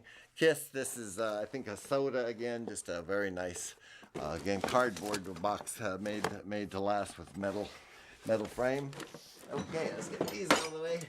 Now I have more ammo boxes than you can think of. I'll tell you, I was so happy to find, I bought all these guys, I think I bought 5 of these ammo boxes, and he was so happy to get rid of them, and I was so happy to buy them, and, you know, filled up my car. I think I ended up getting them for $5 each. So this is a 158, but this is just one of many, so, and they're all the same, but they're very sturdy. I have one in my car. It works very good for carrying stuff. Here's another ammo box. Well, we'll give it a number anyway, 159. I think this one has a carpet. Yeah, this is a carbon interior. So this is the deluxe model here. This is a Sahan. This always is very popular here. It goes anywhere, made of plastic, very popular. That's 160. And 161, this is a very nice barrel. The bottom and top were really shattered, but I've since strengthened them. It has a very good top now and a very good bottom. It's on casters, and this has got nice markings on it. It's Dutch. It's meant to import cocoa, so that's what they would import cocoa powder in. This is just a very nice oak barrel, 162. Just a very nice patina, just nice for keeping stuff in. This is a little lighter, not quite as nice, a little smaller, but goes good as a pair, 163. Now, this is a cute story. Kenna and Gail and I, well, Gail told us the story several times, but basically we were going to a big antique fair, and Gail saw this and was going to buy it for me. But she saw the price was $45, and she says, no way. And when we come back together, you know, to leave, sure enough, you know, I had purchased it. So she knew my taste very well. Yeah, it is made very nice. Actually, these are they're uncommon, but they're around. They were meant to hold lead. In fact, you can see the inside had lead, so they used it for lead paint. And inside this, at no extra cost when I did that log cabin collection. This is where I had all the different signs that I had with the different collectibles. So that's those 3 signs, or those 3 barrels. And this is very nice. This is a one-person carriage seat. This is for where you put the carriage whip, and you can see it's highly sprung, so it's quite springy. And I made this base for it on casters, and this little foot here is meant to be a carriage step. When you step into a carriage, that's why it's offset to the side there. And then it's nice storage under the bottom. And being on casters, it's just nice being nice and flexible. Now here's another ammo box. This one's it's not particularly meaningful, but I got this on a trip to Virginia, and I bought it at the antique shop that's right at 522, right off of whatever it is, 166. So it's much portable, very well made. They're just nice to have around. And this rack 2 here, if anyone has entered in this big rack, this is on casters. This was meant to be shoemakers. In fact, quite often you'll see this heavy with glue, you know, hide glue from when they're put the shoes on there. And this is made of oak, so this is a nice solid one. 167. 167, yes. And gee, I forgot Christopher here. This is all. This is for Christopher. Let me take this one out so I can show him each of the bottles. This is the contents of my wine collection, and it's in an excellent wine harvester's box. I know I've given Christopher a wine harvester box before, but if you look at the character of this box, how it's been heavily used, they used it to fill wine, and there's a place here for put their tag for get their credit. So this will include not only the box, and I tell you the truth, most of this wine came from Christopher anyway, and a couple of bottles are very nice, so I'd be glad to get it back. So this is a Santa Ana Chardonnay 1989.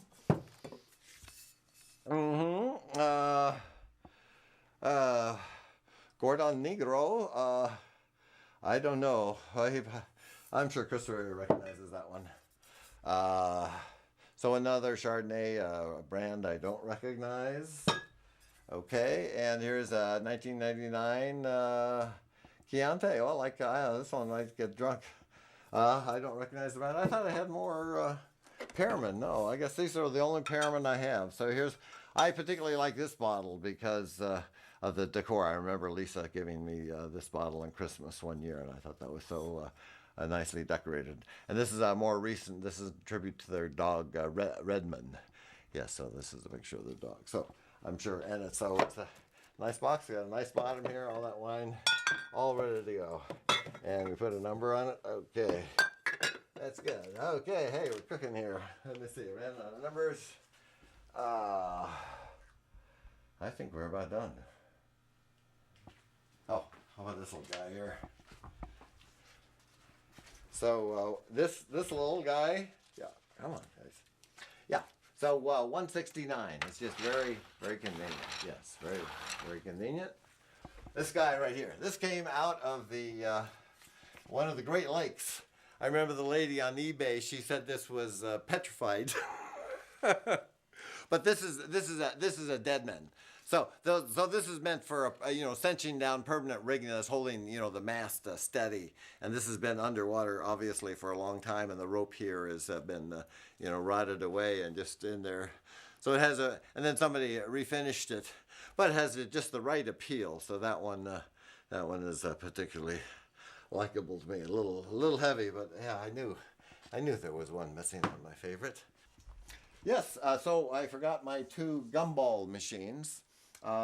These aren't particularly valuable, but I think they're particularly nice. This is a vintage 1940s World War II, made out of wood.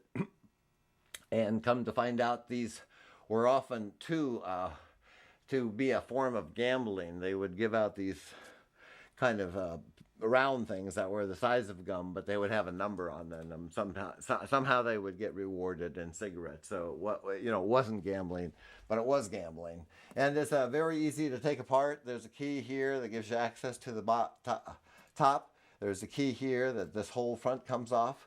this is really meant for these large size gumballs. When you have these little pieces in it, you get a whole bunch out, which certainly makes the kids happy, and it works perfectly. So it's very nice to have. And this one, a 172, this is the bottom of the shell, and this is where I just keep dimes in to give it to somebody who wants to try it to use the gumball machine. And this one here, 173, this is a repro, but it's quite, you know, it raises your spirits because it's so nicely done, very ornate. Warn you, when you take the top off, all the glass, you know, comes apart, so be careful. It works with a penny. It's, you know, more primitive, as I say, it's a repro, but it's very nice too. And I know Kenna liked the gumball machine, so hey, what a deal. So, there were a few personal items that I forgot.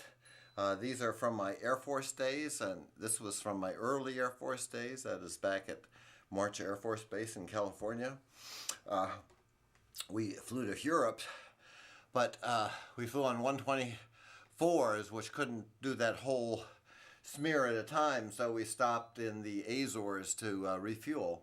And they had a Class 6 store there, which is a liquor store for the Air Force.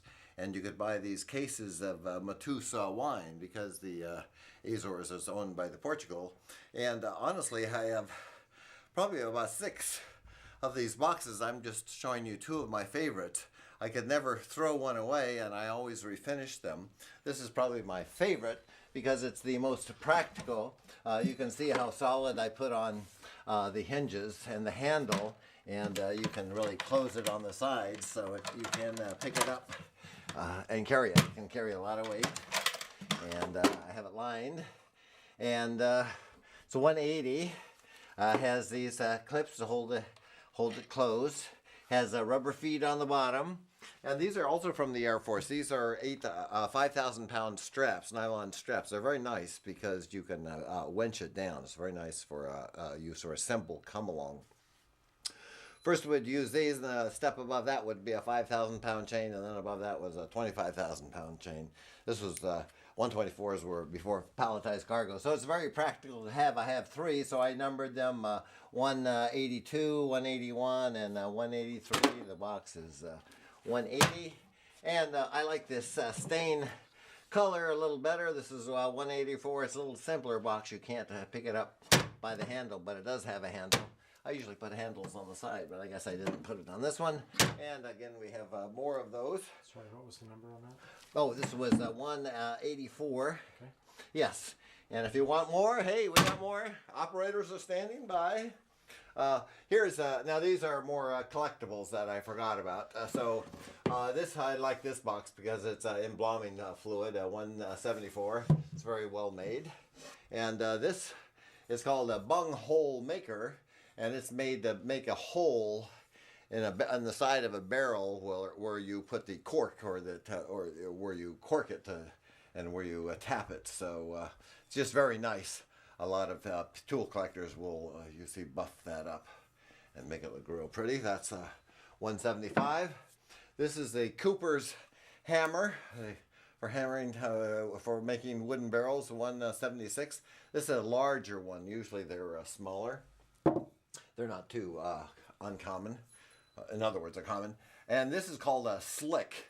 There are different types. It just looks like a very large chisel, but it's really a two-handed lathe chisel. So it's meant to really hold into your work and work on a lathe. And over here we have one of my better, I have a lot of wood planes, but this is one of the more collectible. This is a dual purpose wood plane. This will carve both sides of wood paneling. So if you have just a plain wood, one of these will carve the tongue and the other side will carve the groove. So with this you can turn wood planks into wood paneling. And lastly, that's 178. Lastly, I have 179. This is just a well-used washboard. This came from our trip with Bill, Gail, myself, and let's see, Shag, and oh, come on, Dee Dee, and Cubby, yes. So to the eastern seaboard of, and on our way back, we stopped at Maine, and I bought a heck of a lot of antiques from this guy. He was very happy. And this again is one of my favorites because it was used in a very deep bucket for a long time and has been heavily worn. Yeah. So and let's put a number on this flag too. I did. Don't remember if I talked about the flag on camera, but that Hawaiian flag is 185. We've got to keep that in the family since 1965. I would like to tell you this morning the story about Priscilla Martin and all of her quilts and how I came to acquire them.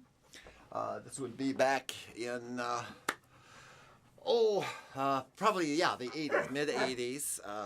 Priscilla is the mother of Bill Martin, who is the husband of my sister, Gail Johnston Martin. And Priscilla, in her later life, she moved to stay with Bill and Gail. And she had been quilting all of her life. She was born in the 1890s, has a number of interesting stories that she would tell. We were the best of friends. And she had approximately 10 quilt tops. And what I mean by quilt tops, she had this quilting done, complete. But that's all there was. There was no backing, and there was no quilting, there was no batting. So this, to me, seemed like a treasure trove because I was unfamiliar with quilts and loved their appeal. So I thought there was great value here. So what I did is I told her I would try to sell these for her. And this was way before the days of the internet. So it just ended up me contacting essentially antique places that specialized in quilts and also trying to sell them through work. And I took an oddball kind of approach in trying to price them. What I did is actually measured the amount of seams that there was and priced based on that, like how, so much money per foot of seam. And so this smallest quilt actually was the highest price because if you look closely at it, it has the smallest piecework compared to the other quilts. So anyway, that turned out to be a total disaster and a failure, like many of my other ideas. I thought everybody would love them as I, but didn't happen. So as a result of that, I had just become a consultant. So I was a high-powered, high-paid employee with bucks to spend. So what I worked a deal with Priscilla, and Priscilla was, anxious to have work to do. And so what I did is I picked the backing color and material. I bought the backing, and I decided on the quilting pattern. There are different quilting patterns, and my favorite, you can't see it too well in here, but it's called the shell pattern. Let me see. Yeah, this is a shell. It's basically like this, and another one like this. That's why they call it a shell pattern. There's shell. So they're all shell pattern quilting, except for this one. You can see the difference here. This has just straight lines across. And I paid her, I believe it was $200 a quilt to finish the quilt, to put on the backing, the batting, and the quilt, which is, a tremendous amount of hand sewing. This is all hand sewing. Yes, it's all hand. This might, no, the actual piecework may be machine. I'm not certain. Purists get these are very important things to purists. So let me get over here on this side. And now describe quilt by quilt. So I have 4 left, essentially. I have other quilts, but these are from my sister Gail and not from Priscilla. So I just want to describe each of the 4 remaining quilts that I have. This one on top is probably my favorite because it has the smallest piecework. It is also the smallest quilt, and would probably not fit most large bed, maybe a single or a twin bed. I think it would be best to use as a TV comforter when you're couch potatoing, watching your favorite programs. Priscilla wasn't a purist in quilting terms as many quilters are, in the sense that she had no problem to mix different types of materials, specifically synthetics with cottons. And her quilting was really to use used material that would otherwise not be used. So that's usually not done on quilters that are making a new quilt with specific purposes. So having said that, and I forget the name of the patterns for each. This has a star. There is a pattern called Lone Star, but it's one big single star. So and this isn't, yeah. So I'm not sure of the name of the pattern, but if you look at it this way, there is some symmetry to the coloring that she did, but overall there is a randomness too. So it's a good combination of symmetry and asymmetry that I found appealing. And of course the hand quilting gives it a very interesting texture. And honestly, these 4 quilts were never really used by me. They were never kept on a bed. So they're really in the same condition as they were when Priscilla completed them. And I don't think any of them have been washed. So with this quilt, we'll go on to the next. This is a medium brown, again with the shell pattern. And maybe just by comparing the size, you can get an idea of what kind of bed it would fit. You know, it would be a good idea is to have some comparison or measure them. But let's continue on. This is the next quilt. This would be the largest quilt because we lined up the top, I believe. Check. Yes. See. No, we didn't line up the top. We're not. Oh, these. Yeah. Okay. So. Yeah. Okay. Yes. This would be the longest quilt. It's not so appealing to me. Let me let you see a larger section of it. There is symmetry here in the center in terms of the coloring. The pattern is just all diamonds. And I would say, no, it's probably the least of my favorite. I don't care for the brown colors. You can see some gingham in there. So there's a mixture of patterns too. Purists quite often don't like to mix, let's say, a gingham with I forget all the names, but a floral pattern. You know, this is breaking the rules, but not according to Priscilla or myself. Again, this is a little lighter brown backing, a little thinner batting. This is quite thin. This is a little thicker. Yes, so that one would fit. In fact, this one would fit on this bed. So the next quilt here is, and I forgot to check for synthetic material. Let me go back here and see. This looks to be virtually all cotton with maybe some polyester, but I'm not seeing any polyester. This one, I think this is polyester. So it's mixed materials.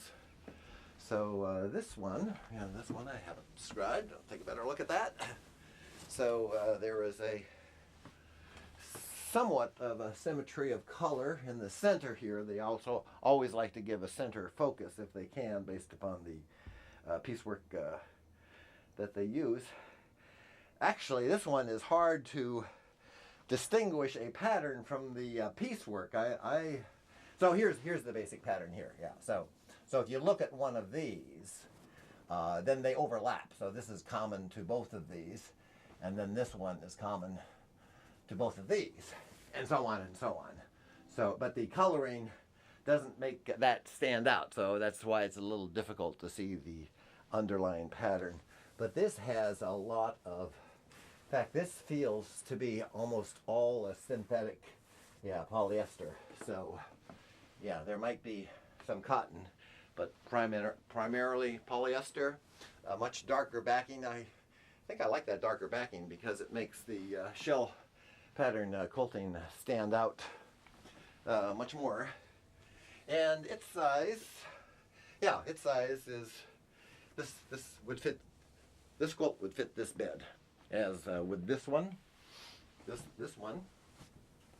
Oh, yes, this actually comes all the way up to here, so this one would fit also. This one is all double knit. I think. Yeah, some polyester, yeah, maybe even some cotton, but predominantly double knit and polyester. Again, just this isn't really a diamond. This is more just squares together. Definitely a continuity of color over the pattern. So again, it has a central. In fact, maybe this quilt should be this way. Maybe this should be along this way. But she pretty much kept even colors all the way along, although she added some randomness to it. This does not have the shell quilting, but just, and I'm not sure what this would be called, but it just has parallel lines going throughout. Has a light backing, medium batting. And just because we're here, this is one of my sister's quilts. Here, let me just turn all these off so you can see the complete quilt. Yes, and this was a collaborative effort between Gail and I, and we participated in collaborative efforts on quilting quite often. And these basically were hijacked exactly from the 4 kitchens I have in the window in the same position. And this pattern of quilting is called a stained glass pattern, or just stained glass technique. And although it might not be obvious when you first look at it, the reason they call it that is they put this narrow black strip between each seam, and you try to get very strong contrasting colors to have it, a visual impact of a stained glass. Sometimes when the detailing got too small, that is, this I could do with stained glass pieces, but this piece work here on the nose of the buffalo would be much too small to do with quilting. So what we did then, when we had to, we just sewed the black, or she sewed a black thread to simulate the nose. Yeah, something that wouldn't be obvious unless you were told. And these two, the egret marsh scene and also the swan and the cygnets, are the exact same. What a coincidence here. Same as this window and same as this window over here.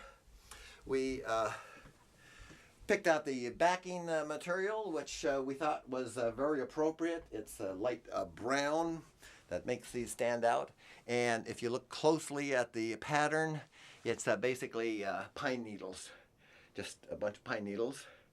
But they didn't have enough for both sides, but they did have the same pattern in a green. So that's why we put the green on the back, because we didn't have enough to do the same color on the back. And the quilting here, actually, there's 2 types of quilting. Whoops. I'm not sure what this is called, or even if it's called anything, but just to do something around the border. And you do have to quilt, because you have to connect the backing with the batting with the front. So that's the purpose of quilting. We basically tried to simulate the pine needle by having this quilting line go down this way, and then needles coming off this way on each edge. In the center here, there's really no quilting, and there's really no quilting here. And the actual quilting here actually does follow, not all, but some of the seams. So that makes it stand out. That gives it a puffiness, because the thread holds it tight and the batting makes it puff. So some of these seams are quilted, but all of the quilting within the seams are along some of the seams, so it doesn't stand out. And with that, and Priscilla, of course, unfortunately, passed away, but she leaves a wonderful legacy that's appreciated by our family. So I think with that, yes, we can call it quits. Hope you find something that you like. Got a special.